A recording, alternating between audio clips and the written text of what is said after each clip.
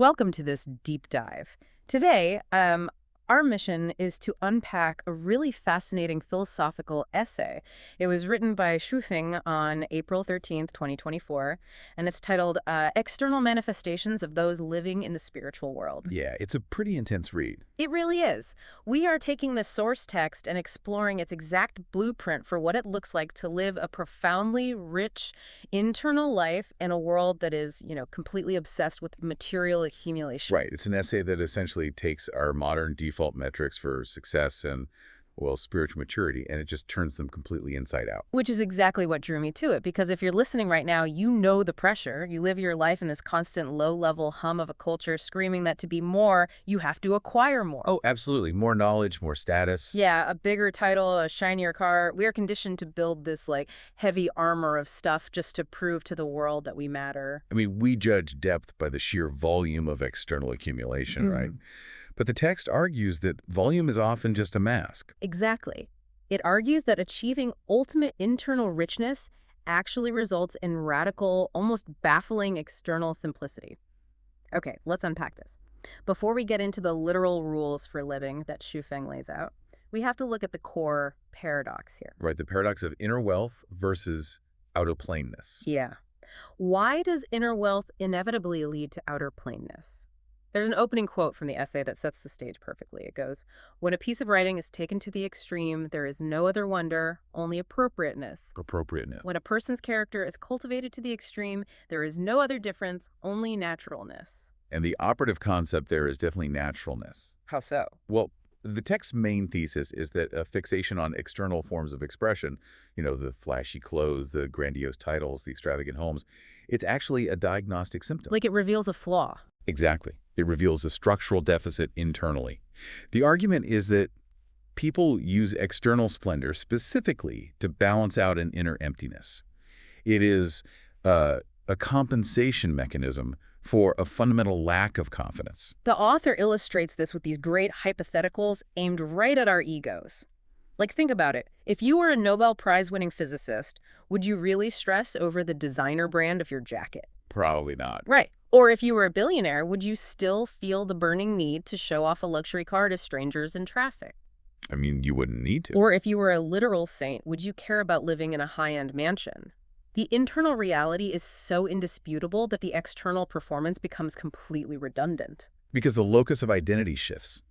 For those hypothetical people, their value is an established, undeniable fact to themselves. Yeah. They don't need the car or the jacket to speak on their behalf. It really reminds me of modern social media dynamics. Like, people will literally pay a monthly subscription for a verification checkmark next to their name. Oh, wow. Yeah, that's a perfect comparison. Just to manufacture an aura of importance. Precisely because they aren't inherently notable enough to earn it organically. According to this text, a spiritually poor person buys the flashiest things for the exact same reason someone buys a verification badge. To artificially manufacture worth. Exactly. What's fascinating here is the psychological mechanism behind how someone actually moves past that need. Because the author isn't advocating for some, forced white-knuckled asceticism. Right. It's not about punishing yourself. No. The text isn't saying you must grit your teeth and throw away your nice things to achieve spiritual elevation. It argues that as your spirit and soul wealth become genuinely rich, the desire for those external things just naturally atrophies. It just fades away. Yeah, you no longer need external validation because your internal certainty is absolute. The armor of stuff becomes incredibly heavy and pointless to carry around, so you just drop it. So if this internal richness shifts your identity and eliminates the need for external validation, what does that actually look like in the physical world? Because the text gets incredibly specific about the outright rejection of luxury. Very specific. There are rigid guardrails. Extremely rigid. It's not just a vague mindset. No, the text explicitly outlines that those living in the spiritual world will not store gold or silver. They reject expensive, high-end decorations across the board. And it even breaks it down by gender, right? To target our most common societal traps. It does. It notes that women in this state will ignore necklaces, pendants, rings, and designer bags, while men will ignore brand-name clothes, luxury cars, and expensive watches. It's just a wholesale rejection of luxury consumption. Completely. And it goes beyond wearable items into elite experiences, too.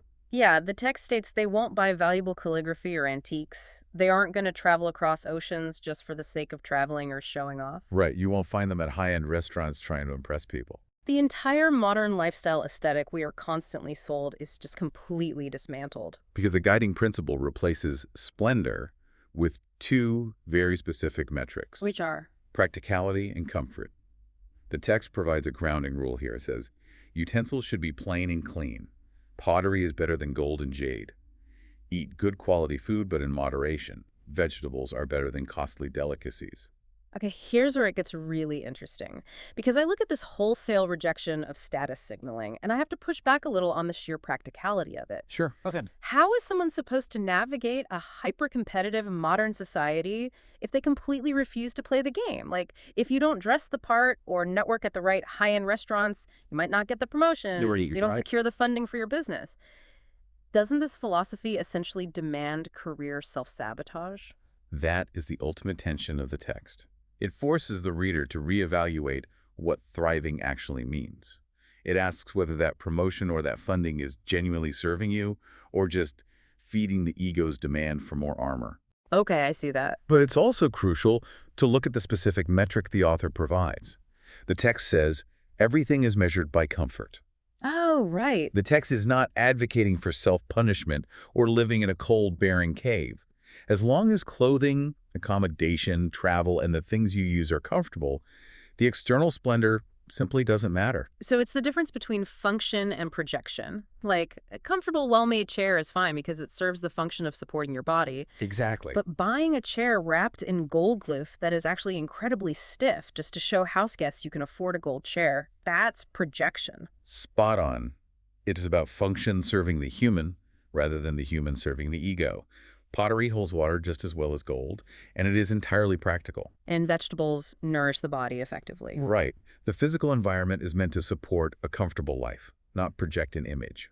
Once you stop trying to project an image, your physical needs actually become remarkably simple and inexpensive to satisfy. You just detach from the exhaustion of the status game. You really do. Which brings us to the social side of the equation. Because stripping away the luxury watches and the ocean cruises is just the physical manifestation. We don't live in a vacuum. I definitely don't. How does this internal richness alter how you interact with other human beings? According to the essay, the shift in social dynamics is radical. The social and intellectual shift described here is perhaps even more demanding than the physical detachment. How so? Well, it starts with an uncompromising egalitarianism. It demands that you treat everyone equally. Specifically, it means respecting the elderly and sympathizing with the weak, rather than defaulting to our societal norm. Which is fawning over, flattering, or admiring the powerful and the celebrities. Exactly. Which requires a complete refusal to judge people by conventional metrics. The text says you don't judge a person's character by their wealth, you don't judge their ability by their social status. And you don't even judge closeness by blood relationship, which is a massive paradigm shift for a lot of cultures. Yeah, that's huge. And you don't judge someone's inner depth, what the text calls their connotation, by their worldly success or failure. And this egalitarianism naturally extends into how they process information. The text outlines a philosophy of radical objectivity. Right. Those in the spiritual world refuse to evaluate events without knowing the absolute ins and outs. Yeah. They will not judge people without understanding their original intentions. So what does this all mean? When I read this section about radical objectivity, I immediately thought about the hot take economy we live in. Oh, yeah.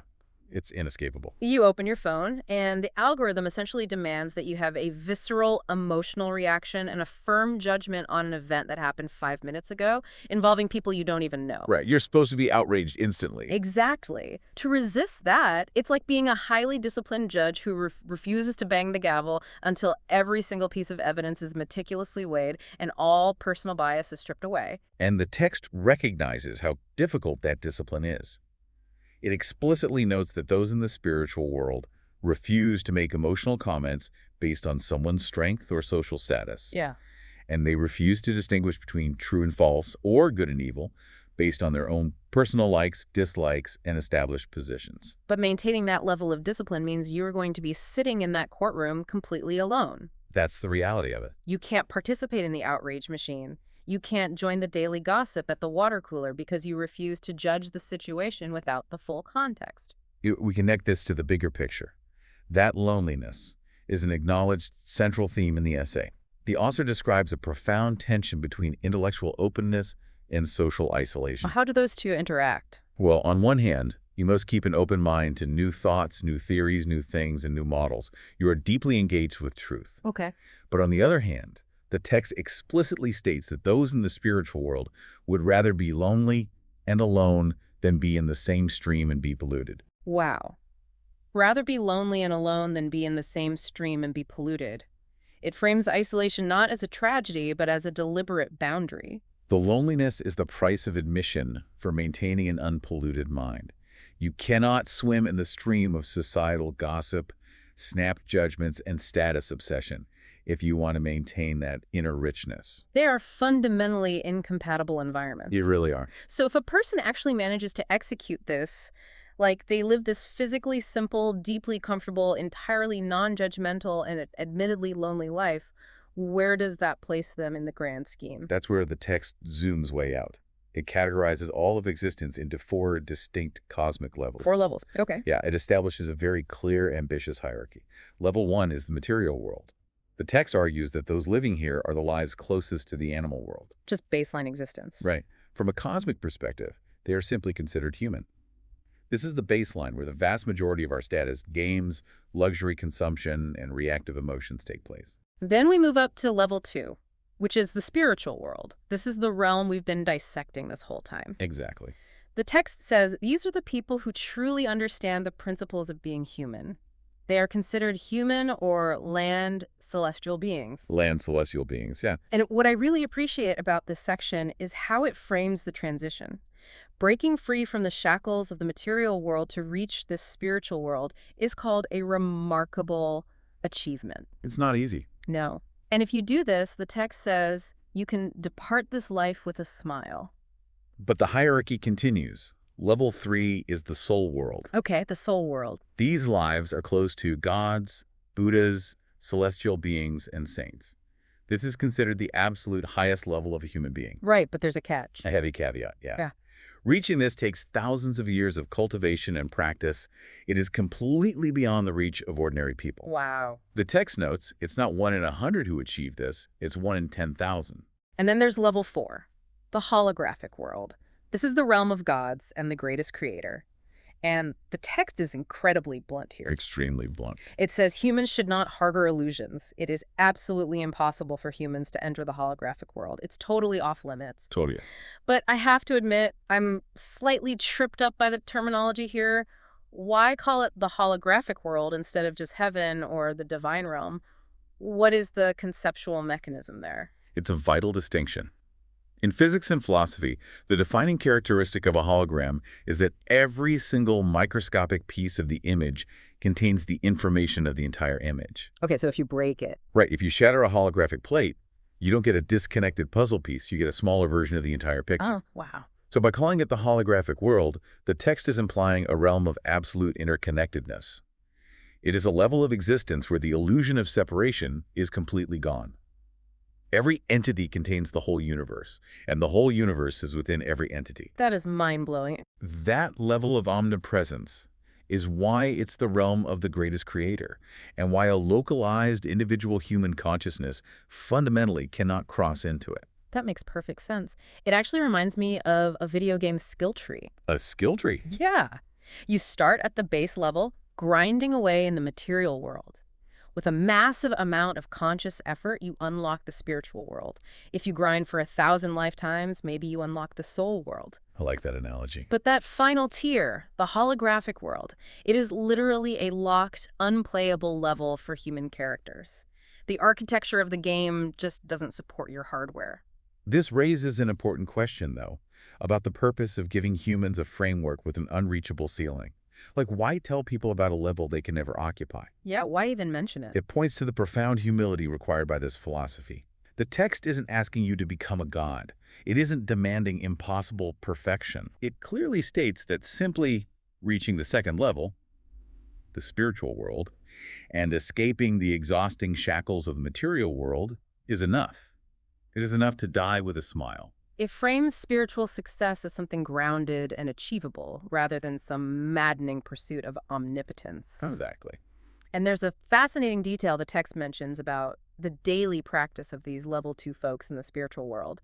It says they like to read books without words, and they always seek answers from the greatest creator when they have doubts. Even though they know they can never enter the greatest creator's realm, the holographic world, they still seek guidance from it. Which is so interesting. It represents a continuous relationship with the unknown. They acknowledge a higher order of existence without demanding to occupy it. Which brings this whole journey full circle for you listening right now. To live in the spiritual world, according to Huifeng's essay, means recognizing that true internal wealth naturally manifests as external simplicity. It means trading that exhausting, constant pursuit of luxury, of status, of instant emotional judgment. Trading all of that for a life defined by physical comfort, profound social equality, and quiet, objective observation. He is stepping out of the loud, crowded room of insecurity and choosing to find peace in the quiet. And I want to leave you with a final thought to mull over on your own. The text explicitly states that humans can never enter the holographic world. Yet those in the spiritual world seek answers from that very same realm, and they love to read these books without words. Yeah. Perhaps the goal of reading a book without words isn't to finally decipher the secret codes of that impossible, forbidden level of the universe. Instead, perhaps the wordless book is a tool of acceptance. Maybe it teaches us to sit comfortably with the ultimate mysteries we can never actually solve, allowing us to finally be at peace with our simple, quiet, and profoundly human existence. You don't need to build an armor of answers or an armor of stuff to prove you matter. Sometimes the most remarkable achievement is just letting the mystery be, leaving the armor behind, and living comfortably in the quiet.